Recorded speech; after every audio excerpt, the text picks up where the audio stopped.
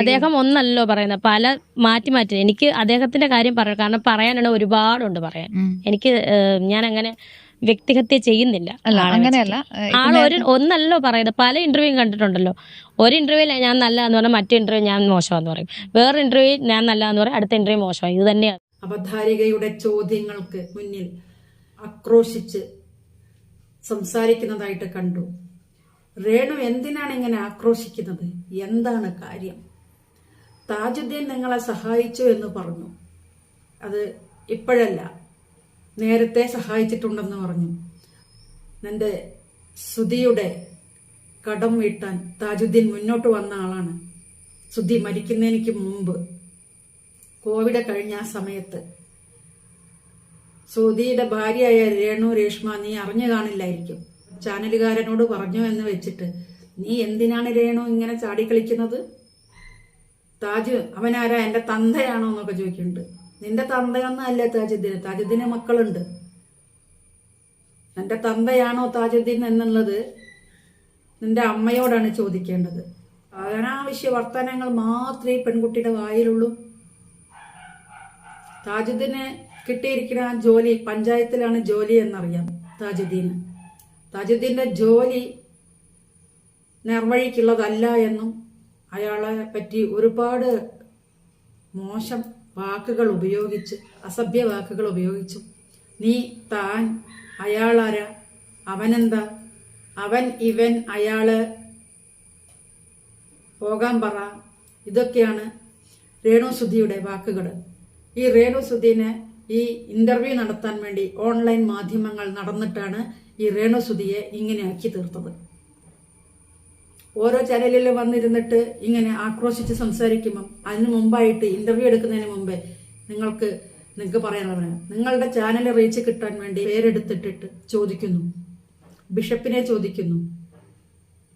കഴിഞ്ഞ ഒരു ഇന്റർവ്യൂവിൽ കണ്ട് ബിഷപ്പിനെ കുറിച്ച് രേണു പറഞ്ഞത്, രേണുവിന് സ്വന്തം വീട്ടിൽ പോകാനോ സ്വന്തം കുഞ്ഞിനെ നോക്കാനോ സമയമില്ല, ആറി പറന്ന് അഭിനയിപ്പിക്കാണ്. എന്താ അഭിനയം? പട്ടി വെള്ളം കുടിക്കൂല മൂന്ത കണ്ടാല്. അതാണോള അഭിനയം. അഭിനയം കൊണ്ട് വന്നിരിക്കുന്നത്. പരസ്യങ്ങൾ പോലും എന്താണെന്നറിയാത്ത ഒരു വ്യക്തിയാണ് അഭിനയിക്കാൻ വന്നിരിക്കുന്നത്. ഇവളെ വെച്ചും കണ്ടിട്ട് ചാനലിനകത്ത് റീച്ച് കൂട്ടിക്കൊണ്ടു പോകുന്നത് കുറച്ച് ദുബായിലേക്ക് പോകുന്ന വഴിക്ക് എയർപോർട്ടിൽ നിന്നുമാണ് അതുൽ വ്ളോഗറിനെ വിളിക്കുന്നതും സംസാരിക്കുന്നതും. അതിലിൻ്റെ അടുത്ത് പറഞ്ഞ വോയിസ് കേട്ടിരുന്നു, അതിലിൻ്റെ വീഡിയോയിലൂടെ കേട്ടു. ഫിറോസ് പറയുന്നുണ്ട് 29-ാം തീയതി തിരിച്ചു വരുമെന്നും വന്നിട്ട് മാനനഷ്ട കേസ് കൊടുക്കുമെന്നും സ്ഥാപനത്തിനെതിരെയും ഫിറോസിനെതിരെയും രേണുസുധി പറഞ്ഞിരിക്കുന്ന കുറച്ച് കാര്യങ്ങളുണ്ട്. അത് അദ്ദേഹം എടുത്തു വെച്ചിട്ടിട്ട് രേണുവിന്റെ അച്ഛൻ ഫോണിലൂടെ സംസാരിച്ചതുണ്ട്. അതെല്ലാം ചേർത്ത് കേസ് കൊടുക്കാൻ പോകുന്നു. മാനനഷ്ടത്തിന് ചുമ്മാ കൊടുക്കുകയല്ല, 1 കോടി രൂപയ്ക്കാണ് ഫിറോസ് കൊടുക്കുന്നത്. 1 കോടി രൂപ ആവശ്യപ്പെട്ടുകൊണ്ട് ഫിറോസ് കൊടുക്കുന്നുണ്ട്. ബിഷപ്പും അതുപോലെ തന്നെ കേസ് കൊടുക്കുന്നുണ്ട്. ഇനി അടുത്ത് വരാൻ പോകുന്നത് മറുനാടനാണ്. മറുനാടനെയും അവഹേളിച്ചതിന് മറുനാടനും ഇതിനൊരു തീരുമാനം വേണമല്ലോ. ഒരു 35 വയസ്സൊരു സ്ത്രീ, ഭർത്താവ് മരിച്ചു, ആക്സിഡന്റിൽ മരണപ്പെട്ടു, ഒരു മകനാണ് അവർക്കുള്ളത്. ആദ്യത്തെ ഭാര്യയിലുള്ള മകനെ ഇവളല്ലല്ലോ നോക്കുന്നത്.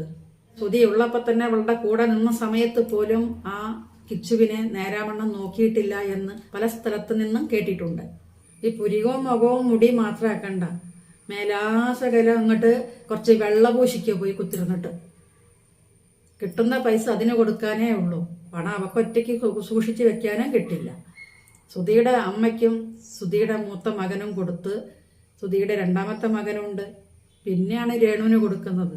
10 രൂപയ്ക്ക് ബുദ്ധിമുട്ടായിട്ട് നിൽക്കുമ്പം നമ്മളെ 5 രൂപയെങ്കിലും ഒരാൾ സഹായിച്ചിട്ടുണ്ടെങ്കിൽ, ഒരാൾ സഹായിച്ചത് ഒരിക്കലും മറന്നുപോകാൻ പാടില്ല.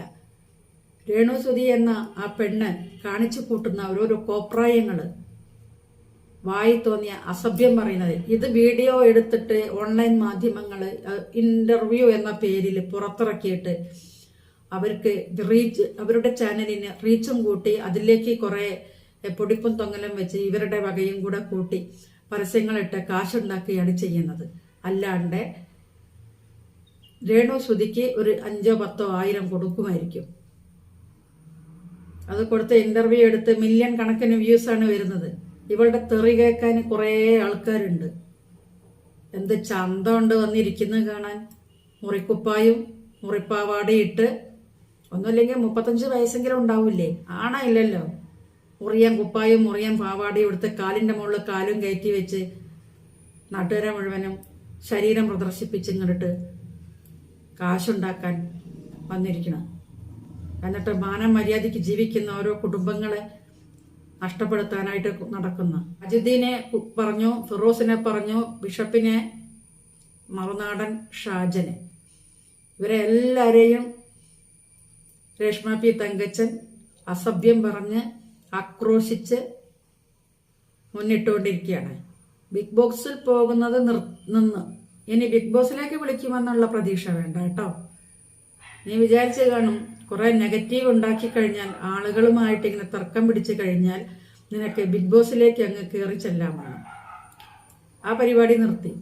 ഇതെല്ലാം അവരും കാണുന്നുണ്ട്. ഏഷ്യാനെറ്റുകാർ പൊട്ടന്മാരൊന്നുമല്ല.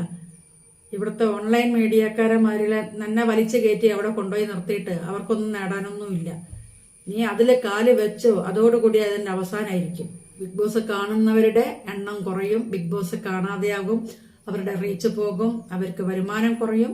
അതുകൊണ്ട് തീർച്ചയായിട്ടും ഏഷ്യാനെറ്റുകാര് ഈ പെണ്ണിനെ ആ ബിഗ് ബോസിലെ കയറ്റരുത്.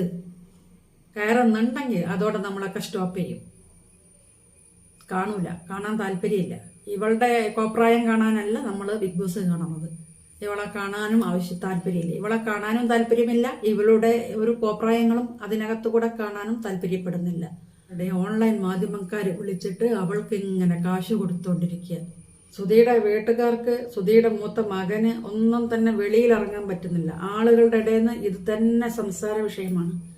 ആർക്കും ജനങ്ങളുടെ മുന്നിലേക്ക് ഇറങ്ങാൻ പറ്റാത്ത തരത്തിൽ നാണക്കേടുണ്ടാക്കി വെച്ചിരിക്കുകയാണ്. വീണേൻ്റെത് ഇന്നലെ കഴിഞ്ഞു. ഇനി വീണ മാധ്യമത്തിന് മുമ്പിൽ വരണമെന്നൊന്നും ഇല്ലല്ലോ. ആ വീണ എന്ന് പറഞ്ഞാൽ പെണ്ണിന്റെ കണ്ണുനീര്, ഇന്നലെ ആ പെണ്ണ് കരയുന്നുണ്ടായിരുന്നു. അത് നല്ല രീതിയിൽ ആ ഒരു ബന്ധം പോയിക്കൊണ്ടിരിക്കുമ്പം അവളെ കയ്യിൽ എല്ലാ തെളിവുകളും ഉണ്ടെന്നാണ് അവൾ പറയുന്നത്.